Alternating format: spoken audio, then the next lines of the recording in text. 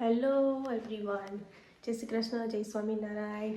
Weather આજે કંઈક આવું છે, ક્લાઉડી છે, બહુ સારું નથી, પણ થોડો ઝરમર રેન આવે છે.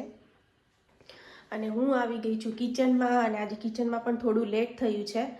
તો પર્વસન્વીને હમણાં થોડી વારમાં લેવા જવાનો ટાઈમ થશે, પણ મેં કીધું કે જેટલું થાય એટલું કરી લઉં સાંજના ડિનરની તૈયારી માટે.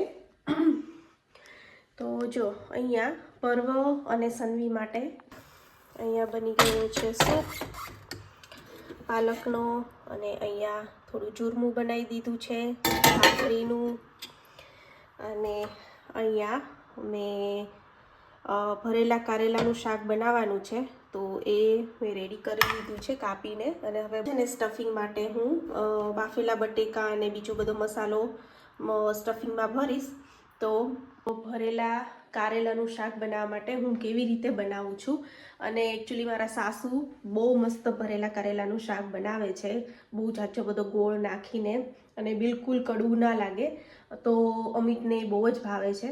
તો લાસ્ટ યર જ્યારે આવ્યા હતા ત્યારે મેં એ બનાવતા હતા, મેં જોયું હતું, અને એની પહેલાં પણ મેં એમને બનાવતા નથી જોયા, પણ એણે મને રેસીપી કીધી, એ રીતે હું બનાવતી હતી. પણ પછી લાસ્ટ યર જ્યારે અહીંયા આવ્યા હતા ને ત્યારે મેં એમની પાસેથી શીખી લીધું હતું કે, અને થોડુંક હું મારી થોડીક મસાલા થોડા એડ કરું છું, દાબેલીનો મસાલો ને એવું. બાકી હું એની રીતે બનાવું છું, બહુ મસ્ત બને છે. તો આજે તમને બતાવું કે કેવી રીતે બનાવું છું.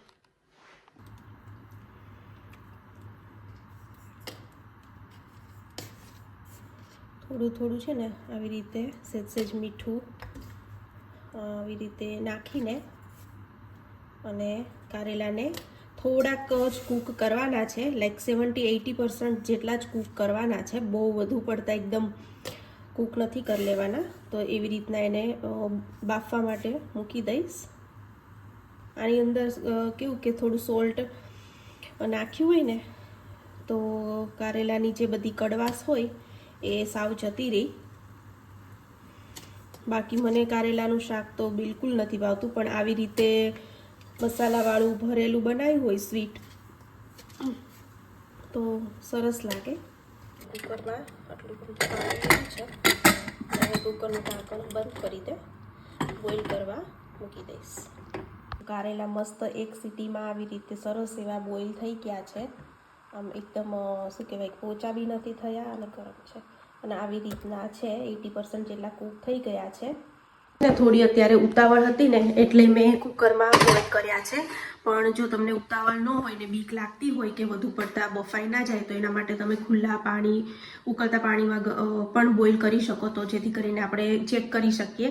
અને જો કુકરમાં કરવા હોય તો એક વિસલ થઈ જાય એટલે પછી કુકરને ગેસ બંધ કરીને કુકરને સાઈડમાં કરી દેવાનું, એટલે જેથી કરીને એકદમ વધુ પડતા સોગી ના થઈ જાય. અને પછી જે પ્રેશર રિલીઝ થઈ જાય એટલે કુકર ખોલી નાખવાનું, એટલે કેવું કે વધુ પડતા બફાઈ ના જાય. તો બસ જો હવે હું કારેલાનું સ્ટફિંગ કરીશ, પણ એ હું પર્વસન્વીને લેવા જાઉં અને લઈને આવું પછી કરીશ. તો અત્યારે હું લેવા જાઉં છું, અને હું તમને બતાવીશ આવીને કે હું સ્ટફિંગમાં કઈ રીતનો મસાલો ભરું છું. તો આગળમાં આખો વિડીયો મારો જોજો આ રેસીપી જોવા માટે. બહુ સરસ શાક બનવાનું છે. પર્વ સ્પિનચનો સૂપ પીવે છે, પાલક ટમેટાનો, ચૂરમું. સન્વી, તારું કયો સૂપ છે? મારું મિનસ્ટોન સૂપ છે. આપણો સન્વી રેડીમેડ સૂપ પીવે છે, પર્વ પેલા ઓલો પી લીધો. તમે? અમારે સ્પિનિચ અને ટમેટો સૂપ. હેલ્ધી. જો ડાયટિંગ કરે છે લાગે છે. હા, 1 કિલો ઘટી ગયું. 1 કિલો ઘટી ગયું છે. 2-3 કેટલા વીકથી કરો? 2 વીક? 2 વીક. 2 વીકમાં 1 કિલો ઘટ્યું છે. લાસ્ટ વીક નહોતું થયું એટલે. હા, લાસ્ટ વીક પાણીપુરી ને એવું બધું સારું ખાવાનું હતું ને એટલે નહોતું. પાણીપુરી, ઢોસા ને છોલે ભટુરે. હા, એવું બધું હતું એટલે નહોતું ઘટ્યું. પેંડા પેંડા હતા. હતા, હા, ઇન્ડિયાથી આવ્યા હતા એટલે. નહીતર તો ડેફિનેટલી અત્યારે 2 કિલો તો ઘટી ગયું હોત.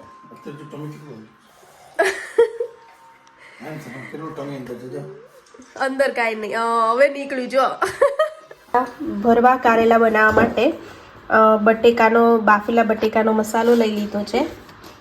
હવે એની અંદર તમે ઈ પટું થાય પર્વ જો અહીંયા હું બનાવું છું ને ત્યાં આવી ગયો છે જોડે મને ક્વેશ્ચન કરવા. એની અંદર મેં નાખ્યું છે ધાણા જીરું પાવડર. પર્વ વેટ ઓકે બોલજો.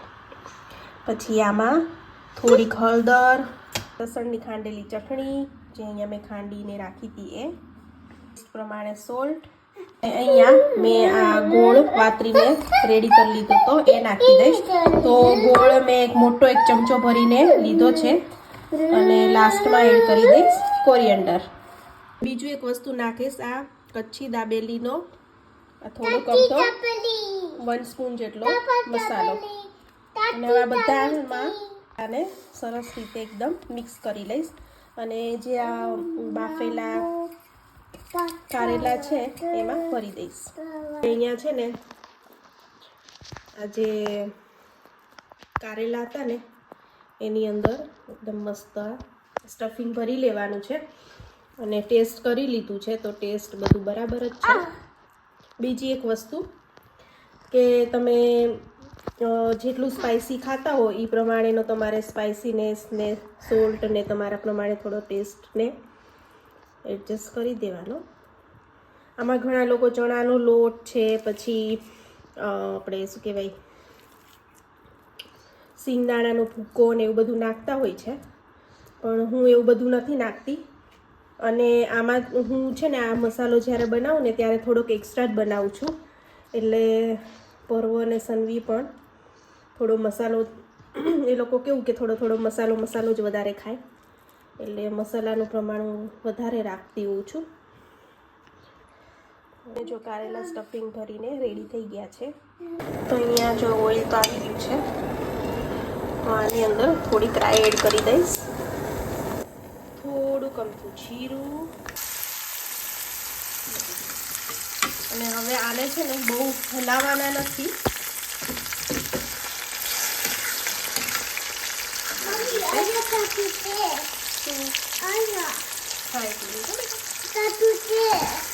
ક્યાં કશું છે?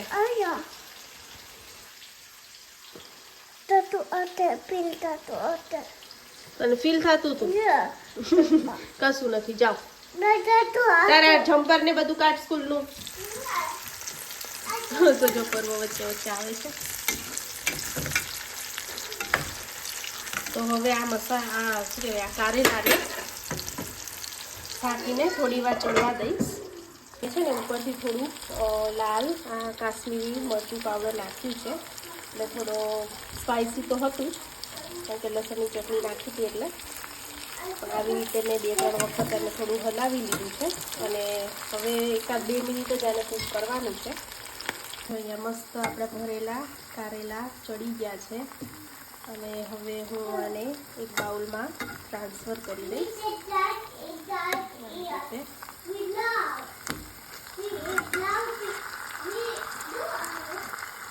બધા આને ઘણી બધી અલગ અલગ રીતથી અને અલગ અલગ રેસીપીથી બનાવતા હોય છે, પણ હું આને આવી રીતે બનાવું છું. તો જો અહીંયા હવે છે ને આ કારેલાને અલગથી કાઢ્યા હતા ને એ આમાં નાખી દઈશ, કારણ કે જો સેમ ટાઈમે આ મસાલો નાખત ને તો મસાલો કારેલાનો બધો બહાર નીકળી જાય. એટલે આવી રીતે છે ને જો આમાં છે ને ઉપરથી કોરિએન્ડર એડ કરી દેવાની છે. હું છે ને કારેલાનું શાક આવી રીતે બનાવું છું અને આનો મસાલો એટલો મસ્ત ટેસ્ટી આમ કહેવાય ને દાબેલી જેવો ટેસ્ટ આવે. અને જો દાબેલીનો મસાલો નાખવો હોય તો નાખવાનો, ના હોય તો ઇટ્સ ઓકે. પણ અને આમાં સિંગદાણાનો ભૂકો પણ તમને જો ભાવતો હોય તો નખાય, પણ હું નથી એડ કરતી બિકોઝ સન્વીને નથી ભાવતું એટલા માટે.